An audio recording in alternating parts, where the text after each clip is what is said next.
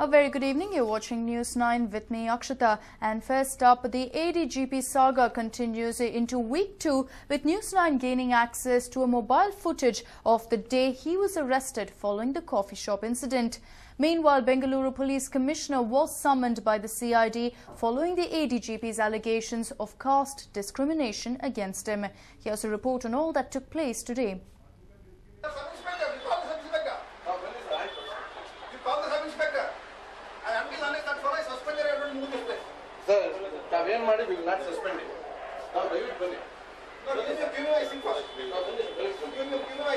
This is what happened at the High Grounds police station on May 26th, the day ADGP Ravindranath allegedly clicked obscene pictures of a girl at a cafe. He was taken to the police station in a Hoysala van. Once there, he demanded he be given his phone and wallet back. DCP Ravi Kante Gowda along with ACP of Sadashiv Nagar police station, Dhanesh Rao, are seen trying to calm him down.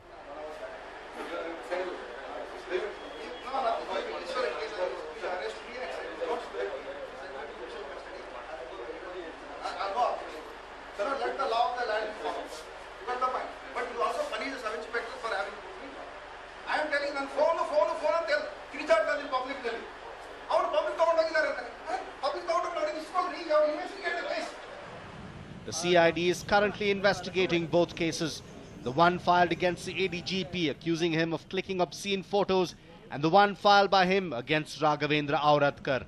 The investigations are being conducted under DIG Soumendra Mukherjee's purview. The police commissioner was summoned by the investigating officers regarding Ravindranath's allegations of caste discrimination against him. The tainted officer who had tendered his resignation when the controversy broke out reportedly withdrew it last evening. According to Ravindranath, he was asked to do so by his wife, hoping to continue having the shield of the state police. Nanna patni avaru Srimati Sridevi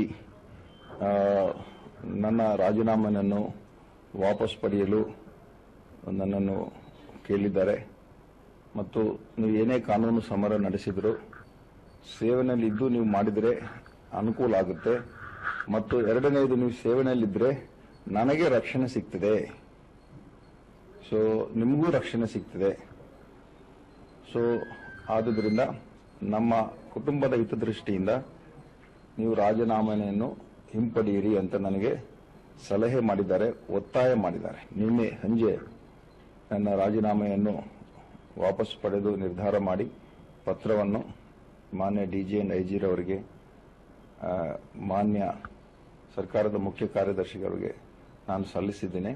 Though the government did not accept his resignation in the first place, the fact still remains that he is set to be transferred from Bengaluru. When asked about his transfer to Dharwad, the ADGP stated that he would rather stay in Bengaluru for his daughter's education. ನನಗೆ ಸದ್ಯಕ್ಕೆ ಧಾರವಾಡದಲ್ಲಿ research ಮತ್ತು restructuring additional DG ಅಂತ ಹುದ್ದೆಗೆ ನೇಮಕವಾಗಿದ್ದ ಸರ್ಕಾರಿ ಆದೇಶವನ್ನು ನಾನು ನೋಡಿದ್ದೀನಿ. ನನಗೆ ನನ್ನ ಮಕ್ಕಳ ಎಜುಕೇಷನ್ ದೃಷ್ಟಿಯಿಂದ ಬೆಂಗಳೂರಲ್ಲಿ ಇದ್ದರೆ ನನಗೆ ಅನುಕೂಲ ಅಂತ ಕೇಳಿದ್ದೀನಿ. ಸೊ ಈ ಬಗ್ಗೆ ನನ್ನ ಮನವಿಯನ್ನು ಮಾನ್ಯ ಡಿಜಿ ಅವರಿಗೆ ಈಗ ತಿಳಿಸಿದ್ದೀನಿ. ಮಾನ್ಯ ಡಿಜಿ ಅವರು ಏನು ಕ್ರಮ ತಗೋತಾರೋ ಅವರಿಗೆ ಬಿಟ್ಟಿದ್ದು.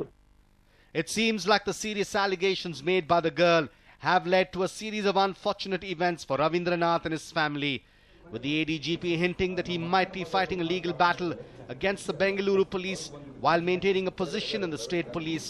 What remains to be seen is if it will end in his favor or not. With Vishnu Prasad, Nagendra Babu for News 9, Bengaluru. Moving on to the big news just coming in, Dr. G. Parameshwar, H.M. Revanna, even D'Souza, CM Ibrahim and Rani Satish are likely to contest the MLC elections. This is what sources are telling us. Besides that, S.M. Krishna, B.K. Hari Prasad as well as Channa Reddy likely to be Congress's choice for Rajya Sabha. No confirmation coming in this regard, but sources have told us that these are the names doing the rounds. Dr. G. Parameshwar, H.M. Revanna, even D'Souza, C.M. Ibrahim as well as Rani Satish will in all likelihood contest the MLC elections. And for the Rajya Sabha seat, we could be seeing S.M. Krishna, B.K. Hariprasad as well as the dark horse Channa Reddy going ahead and contesting for the Rajya Sabha seat. And moving on, the academic year has started and the many schools have reopened. But is your kid studying in an authorized school? The Department of Public Instruction has declared that 66 schools in the city are unauthorized. Have you got your child admitted to a new school this academic year? You will do well to go through the list of unauthorized schools put out by the Department of Public Instruction. The department has declared several schools unauthorized for many reasons. While many schools have failed to apply for recognition, others have been de-recognized for lack of infrastructure or failing to follow the norms of the department.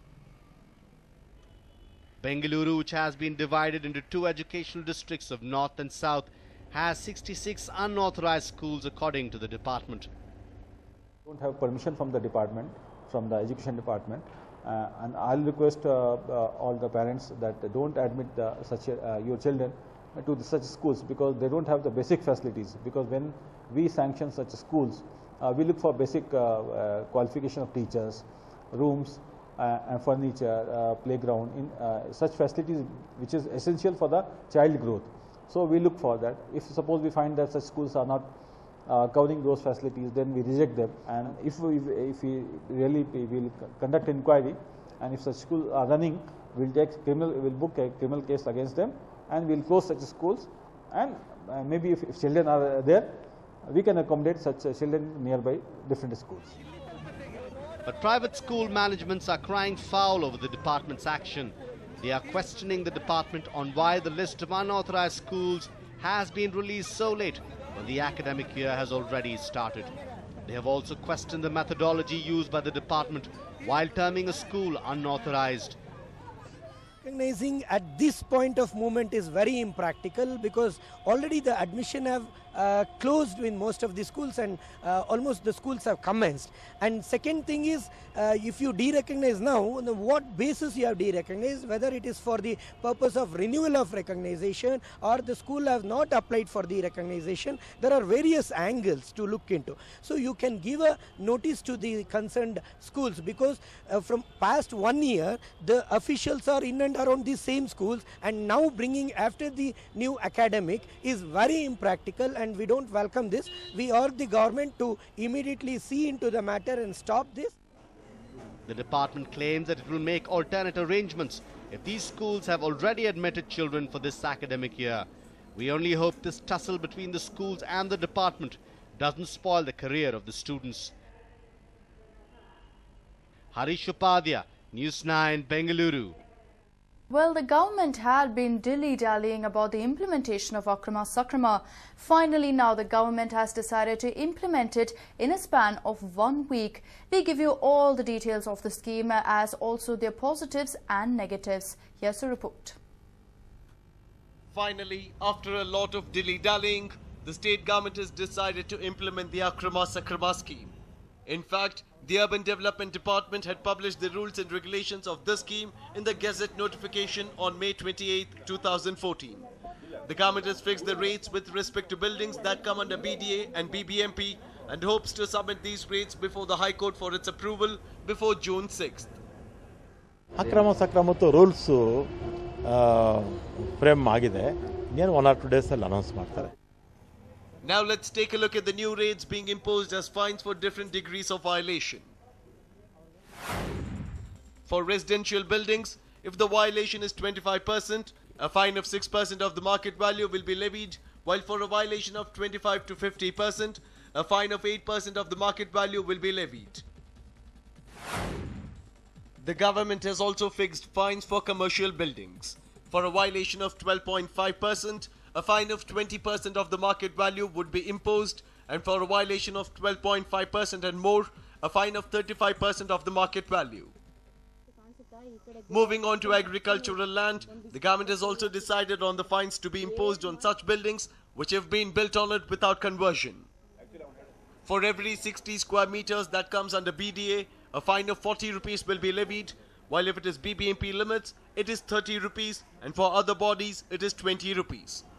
If the area is between 60 square meter and 120 square meter, it is 160 rupees for land that comes under BDA limits, 80 rupees for BBMP limits, and 50 rupees for other bodies. And for violation beyond this, that is more than 120 square meters, it is 600 rupees for land that comes under BDA, 250 rupees for land under BBMP limits, and 150 rupees for other bodies. By the way, these rates apply to those buildings that came into existence before October 19, 2013. Now let's have a look at the positives of this scheme. Many citizens of the state complain that it is not an easy task getting B-Khata. Now with the implementation of the scheme, the procurement of B-Khata would be easier. Also getting loans from banks would be much easier with this scheme. As many as 10 lakh people would stand to gain by it. And lastly, the government is expected to get a windfall of 32,000 crore rupees. But it is not that this scheme has only positives.